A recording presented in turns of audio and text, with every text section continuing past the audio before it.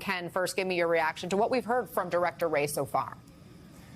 So, Anna, you can see the contrast with the now former Secret Service Director, Kimberly Cheadle. Christopher Wray came to this hearing prepared to answer what questions he could about what the FBI knows about this investigation, and he's making news. He just confirmed what we and others had reported based on anonymous sources, which is that the would-be assassin flew a drone some 2 hours before Donald Trump spoke at that event to essentially conduct aerial surveillance of the event and the site.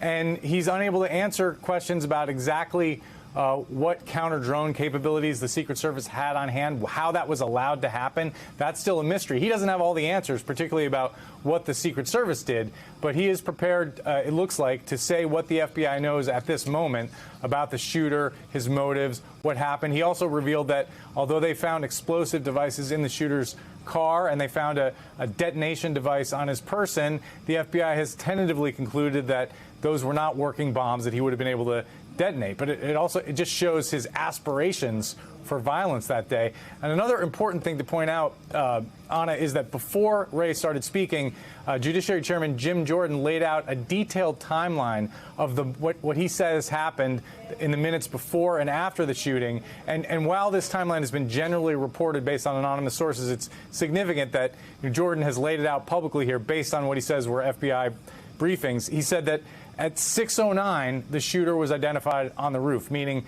people saw the man with the gun on the roof. At 6:10, he said the counter-sniper team, Secret Service counter-sniper team, was notified, so a minute later.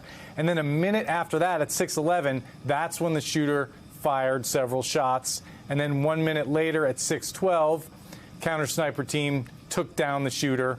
And then 2 minutes after that, at 6:14, President Trump was escorted off the stage by Secret Service agents. So what does that tell us? It tells us that it seems unlikely, not realistic, that the Secret Service detail had time to take Donald Trump off the stage in 1 minute when they got a report of a man with a gun. But it also tells us that this counter-sniper team had a good minute to take a shot at him before he had a chance to shoot. And what we know from other reporting is that they simply didn't have a good shot. They didn't have a line of sight. They were struggling to find him. And it wasn't until he shot, obviously, that they zeroed in on him and made what we now know was an extraordinary shot. One counter-sniper, one shot, took him out and prevented further violence. But there seems to have been some missed opportunities there. But at the same time, there's all this reporting about how they knew there was a man with a rangefinder. They knew an hour before that there was a suspicious person. But what this shows us is they only knew there was a man with a gun a minute before the shots were fired. And so, Bobby, I'm curious to get your thoughts on what we learned from Director Wray and what else we should be able to hear from him. Like, what other answers could he provide without compromising their investigation?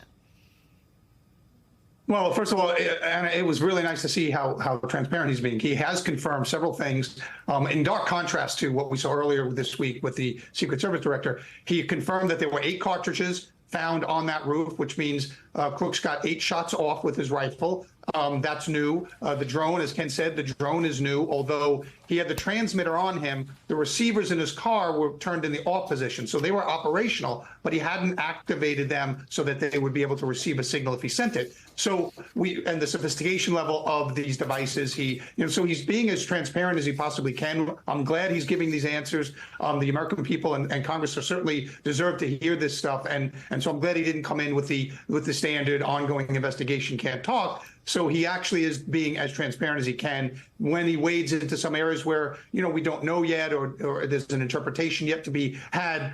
He says that. And so I think that this has been very good so far in providing information, certainly that we didn't know, or that he's corroborating information that was being reported from anonymous sources. So I think the director's doing a great job at providing Congress the information that it's asking for. And again, they've just taken a break for votes, but they'll be back, and we'll continue to monitor this hearing. Bobby Chacon and Ken Delaney, and got to leave it there for now. Thank you both so much.